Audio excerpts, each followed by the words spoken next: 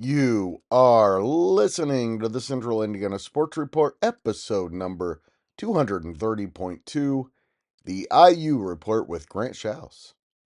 On this week's edition of the IU Report, Grant talks about the newest members of the IU basketball family and some potential recruiting targets in the portal. Plus, we talk a little IU baseball. You're listening to the Central Indiana Sports Report with your host, Greg Mengelt. Welcome, IU fans, to the Central Indiana Sports Report. We are here with the IU Report with Grant Shouse, talking a little IU sports, mostly basketball tonight. First thing, I just saw a tweet right before you got here to Stage 22, Grant, and I should say that producer Susie is in the control room in Jeffersonville. According to the Wall Street Journal, college basketball's most valuable teams. I have no idea how they are calculating this, but I just reporting what I'm seeing. Brad Crawford from 24/7 Sports reports it. Number 1 is the University of North Carolina. The number 2 is Duke. And the number 3 most valuable college basketball program in America is Indiana. It's worth $279 million. To have a program with that much money is why you can attract good coaches to want to come coach your program, because they'll have the resources with their NIL to work with. My thinking is, if you have that much money, you better start winning. Yeah, I mean, you can't sit on all that money and be a loser. You can't sit up on all that money and be a middle of the pack team in your league.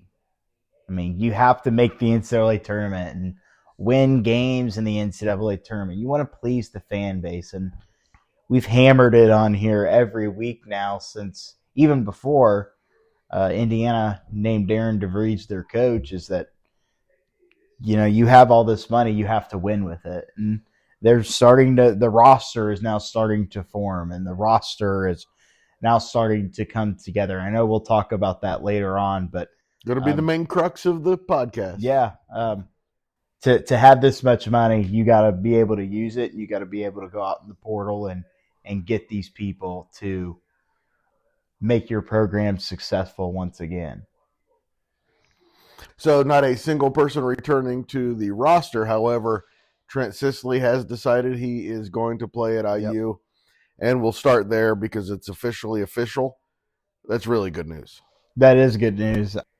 And he was a guy that Mike Woodson and them went after really hard, and was really, I think, the guy they focused on the most. Him and Mullins from Greenfield Central, but they lost out on Braylon Mullins and to UConn. Yeah, and I mean, can you blame him? I mean, they've won 2 of the now 3 last national championships. They're doing something right. And I think there would be contenders to win it next year. Man, he would have looked so good in cream and crimson. I know. Oh, I know. And I such a think, shame. And I think with this new coach, with DeVries, is he's coached a lot of guys and has recruited a lot of guys like him. I think he really would have fit the system well. Now, that's not saying that by the end of his collegiate career, he couldn't be at Indiana. I could see it. That's it. With this day and age. That's a whole new thing now. So I don't want to start talking about that kind of stuff. I know. You know, with Sisley coming in, that is a big get too. And I mean, that was the first guy Coach DeVries reached out to. Besides probably his son. Right. Who was the other one, Tucker DeVries? Who was probably right there next to him when he made the decision. Exactly. Probably came in and said, "Hey, I'm going to Indiana. You coming with? I'll be there." That's really big to get Sisley, especially a kid from Indiana. I know transferred to the prep school down in Florida, but it's still an Indiana homegrown kid. It's right in, you know, the Voyage at Holiday World, 5 minutes from where he lives. So that's right. That's a cool thing. Santa That's Claus. A really nice school that he came from originally, not Montverde, although one Heritage of the top Hills prep schools. But Heritage Hills is a very nice school, very nice program there, and I think he's going to translate well over to into wearing the cream and crimson right away. Sure hope so. At the same time that Tucker DeVries was announced, Connor Enright, Mm-hmm. also from DePaul, Yeah. looks like an IU type player. Probably not as exciting as Sicily and DeVries, but a nice ad. I think it's really exciting, to be honest with you, because this is a guy that's already played for Darren DeVries once. Played for him at Drake, and left to go to DePaul after DeVries went to West Virginia. And I think I'm sure he probably recruited him to West Virginia, and you never know what the situation was, but he does a really good job at shooting the basketball. He averaged 18 points a game at Drake in his last year at Drake, which was now, I guess, 2 years ago, with this season just being completed on Monday. And then going to DePaul, where it's kind of a fall off. He averaged maybe 8 or 9 points, but still a lot of production on a DePaul team that was it's been rebuilding this year or this past year and now into next year. So he's a really good addition. And I know another guy we were going to talk about is Reed Bailey from Davidson, the 6'10" big guy. 18 points a game for him at Davidson. And then to get a guy like that, I mean, that's a huge addition right there. You have your center. And you have your center that's different from Umar Ballo. And he's different from Khalil Ware prior. And I'll be honest with you, he's probably different from Trace Jackson Davis. It's the fourth center in now 4 years for Indiana. And, it is what it is. But on the other hand, he's not going to be that kind of post-up player like Ballo was or Khalil Ware. It's a guy that shot 41% from three this year at Davidson as a 6'10", 6'11" center. Nowadays, centers can shoot, but not all of them. Some, not all. I'm really looking forward to see how this roster comes together more. I think next week when we do the IU report, I think we're going to be talking about more guys that have joined the team because I think they're closing in on some other recruits. We'll talk about that in just a second. First thing I want to say is every day at 1 o'clock, we release our daily report. Mm-hmm. We talk about high school and college sports in Blackford, Delaware, Grant, Howard, Madison, Tipton, and northern Hamilton counties. So, of course, that means Taylor, Indiana Wesleyan, and Ball State. I want to add something to that right there. If you're someone that may not have listened to that, it's kind of like reading the newspaper, you know what I mean? That's my background. That's so literally that's the point of the daily report. So it is. It's like listening to the newspaper without having to read it. Listen to it. It's great. The high school and college sports in all those counties. Plus, we have every day IU, Purdue, Pacers, Colts, IndyCar, and then anything that might be national newsworthy that I know that people in Indiana are paying attention to. Just because it's not in central Indiana doesn't mean we're not talking about it. And the next thing I want to say before we get to some of the players that Indiana is apparently in pursuit of, I don't want to say bad news, but Flory Badunga has decided to go back to Kansas. Mm-hmm. Apparently had some issues with some teammates who have left, and that's why he decided to go back to Kansas, which is too bad for IU because he would have fit in well. He would have, and that was disappointing because we talked about it last week. We were, you and I were really confident Indiana was going to land him. We were really confident. Never even thought about Kansas going back there. I know. Never. But believe it or not, that happens a lot. Right. A lot of these guys, that stuff happens. The right situation has to open up for them. And especially with him, is I think he's going to get more of an opportunity now because their starting center, Hunter Dickinson, is gone. He's graduating. So they didn't give him a ninth year? I'm surprised. I know. He finally created a LinkedIn profile.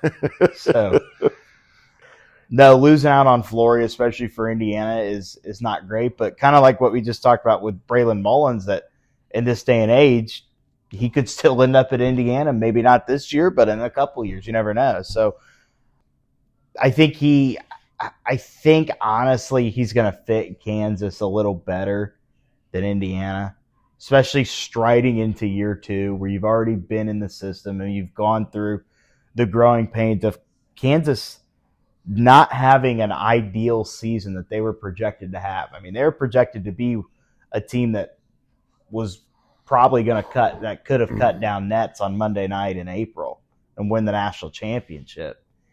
Kind of a disappointing year. They weren't great in the Big 12. Very unusual. Yeah, very unusual for them. But you talk about the locker room issues. I think there were guys in there, you're right, that created problems, guys that are in the portal. Look at AJ Storr. And basketball's fun. And if you have people around who are making it not fun, it makes you want to leave. And I think those kind of situations are why the transfer portal is okay. I think because guys shouldn't feel like they should be trapped in those kind of situations. Completely agree with you on that. And coaches agree with that too. I think that's a no-brainer, but that's a lot of things that people forget. People want to make the argument the transfer portals, oh, well, when the going gets rough, these kids just want to leave. No. As the average fan or media member, we may not know what's really going on behind closed doors. So I think people need to realize that stuff more. So that's why I don't think you can really hit hard on Flory wanting to go back there to Kansas. As someone who transferred from Elwood to Frankton my senior year, I understand that sometimes in life things happen and situations change, and we end up in different situations. And I am for freedom of movement. This is America. Mm-hmm.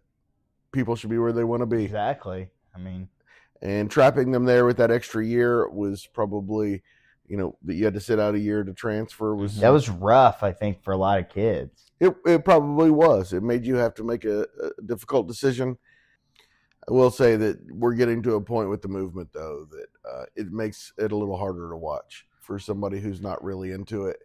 When the same players aren't showing up year after year, it makes it a little more difficult for the average fan. That's why programs like Purdue are so good. Because those guys come back, and that should be the goal. It should be the goal, but you just don't get that a lot of times here in this day and age in college basketball. And I think another part of the transfer portal is a lot of things that coaching situations change. A coach leaves a job or gets fired, and players have a lot of attachment to that coach. It's a parental figure away from home, them and that staff. So, it's a lot of following coaches or leaving because a coach isn't coming back or all kinds of things. But as the average fan, I think you need to take some of those things into consideration before we berate some kids on making decisions about their lives that shouldn't affect you. Well, the blaming of the kids is idiotic. The kids should. But it happens. I know, but the kids should do what they want to do. And we have college coaches that are blaming kids because of that, and that's not right. I'm hearing a lot of speculation about a college sports commissioner, and I think it's time. Oh, it'll happen. It's time, and it's going to happen. I think there's going to be I think there should be a commissioner for every sport. Someone who knows and can, like someone like it can't be some executive that's just been an executive. I think it needs to be someone that's been a coach that I think knows how to run these things. I think a really good commissioner for college basketball, if it were to arise, who I think would be Jay Wright. That'd be about perfect. Jay Wright or Brad Stevens. Oh, another good one. I could see Brad Stevens being someone like that. Absolutely. Those are good suggestions. All right, now let's talk about some of the other players that IU is targeting. Had to think about it for a second. No problem. A guy by the name, I know really there seems like every week now, every few days, it's a different guy. Lost out on Nigel Pack, who was transferred. Lawrence Central. Yeah, an Indiana guy. Yeah, Kansas State to Miami. Thought it was going to come down between Oklahoma and Indiana, and he chose Oklahoma. Oklahoma. It is what it is, and Indiana losing out on him was not good. Another guy they want to go after, and they're close to getting in, is one of the top players in the portal, a guy named Lamar Wilkerson from Sam Houston State, who actually played a game in Assembly Hall this past year with Sam Houston State. And this is a guy that can light it up from three. And I think you could get him to be one of your main three-point threats. What I like what DeVries is doing is you're not going after the big 5-star McDonald's All-American kind of guys. You're not going after an Umar Balo or a Khalil Ware out of the portal. You're going after guys that you know can play for you and can fit your system. That's why you go and get the guys like your Connor Enrights and your Reed Baileys. Those are really big to get for the program because it's about not what's best to develop your talent for the NBA, but it's best, I think, to look at what's going to fit your mold to go win basketball games. In my opinion, the portal should open. Today should have been the day the portal opened. Probably, yes. I think. Yeah. Or maybe like a week or two before. I think right now would be. You think I don't know why you wouldn't make it the same for everybody. I guess, yeah, that's true. Today should really be the first day the portal opens. I mean, you got guys that played in the national championship game on Monday night that are either going to the NBA or they just won or lost a national championship and they're getting in the portal. Or guys that just played in the Final Four this weekend are getting in the portal. The season just ended, which tells me that these guys' minds were made up in like January or February when the season's over. I'm getting. Oh, you know. Oh, you have to. A lot of them can. You can tell. If you're not happy there, you know. Yeah, I mean, but the portal season is so long, and you know it's going to take Indiana, I think, till maybe mid-May, maybe early June to even really get that roster formed. There's still thousands of guys that have yet to enter the portal, and still thousands of guys in the portal that have not been picked up yet, and that would be good additions to Indiana that maybe we as the fan don't know about, but maybe behind closed doors down there in Bloomington they're on it and they know who they're going after. I assume that's the case. I think they could use a little size. I know they got Bailey is a big guy, but they could use some more size and probably use a little more athleticism on the roster. I think Wilkerson, if they can get Lamar Wilkerson, I think that'll help. Kind of lives up to his last name, like Sharon. Kind of plays like him in a way. Nice. I'm serious. That's not like. Yeah. I'm serious. Like from what the little bit I've seen, he kind of reminds me of Sharon. And just so great that Indiana's going, and we just said this, but it's so great that they're actually finally have a coach that wants to go after guys that are going to fit their style of play. Yeah, I really think that Matt Painter has proven that that's the way to go. Recruiting rankings and such be damned, right? They don't matter. Yeah, it's really more about, now if you can get a top 20 guy, that probably is a difference maker. But anything after that, it's about getting guys who fit into your program. Here's what I'm okay with is if you want to get a top 10, top 20 guy out of the portal that you're willing to go spend a bunch of money on, and you're willing and you can pay them. You know, it's a lot of contract negotiations. Like if Johnny Jones wants to come to Indiana and he says to Darren DeVries, well, how much money can you give me? Well, Johnny, I can give you $1.5 million. Oh, well, Ohio State's giving me $1.8 million. I think I want to go to Ohio State. So you got to be able to be a CEO, kind of. You got to be able to manage money. I think Indiana's going to hire a general manager. They're going to have to. They're all going to have to. They're already started doing it. Like, for example, in college football, and this may be interest to some people here who may have missed this, Andrew Luck is the general manager for Stanford football. He is the first ever general manager in college sports to have fired the team's coach. Wow. He fired the team's coach, and you know who he hired to replace him? Frank Reich. This is the coach at Stanford now. Yeah, for a year. For a year. Interim basis. But if that goes good, they may hire him full time. I don't know. Indiana can do those things too, and they can get a general manager. I don't know who that would be. I'm sure there's someone out there, but that's one of the big things is DeVries talked about. Not only are you going to be a head coach, but you got to learn how to be a CEO and run your own company. That's a lot what he's going to be doing. All right, Grant, the baseball team got a big sweep over Michigan State over the weekend and beat Ball State 7-5 today. Been playing really well. And again, those young bats, Corbin Dickerson in a doubleheader the other day, 7 RBIs, 5 runs. Those young bats are really hitting well. It'll be interesting to see what the baseball team can do. They're looking better than they have. I mean, they scored like 18 runs the other day against Michigan State. So 18 and 14 in a doubleheader. that's in one day. That's, In one day. That's insane. It's 32 runs Yeah. in one day. And again, they're almost all freshmen and sophomores, and They're a young team. at least in the batter's box, they're a young team. Yeah, and you got to be able to develop those pitchers and catchers especially your pitching in college baseball. Really, in all of baseball, I guess that's so important. Develop these pitchers. So Indiana, and then they play a tough schedule. You look at that schedule. They do. The Big Ten's actually really good baseball conference, in my opinion. Well, it's not a really good baseball conference at the top, but it's a very solid. It's not an easy schedule even through. pack, middle pack. Yeah, well, I love college baseball, Grant, and I'm going to be paying more attention as the IU report goes forward. Really looking forward to seeing how they do. I think we're going to get down there for a game here in a couple weeks and see them play Maryland. That's the hope. Don't know for sure yet. Things are looking up. They're getting better. They're getting hot right now. Get those young bats hot. Thank you so much to Grant for joining the Central Indiana Sports Report once again.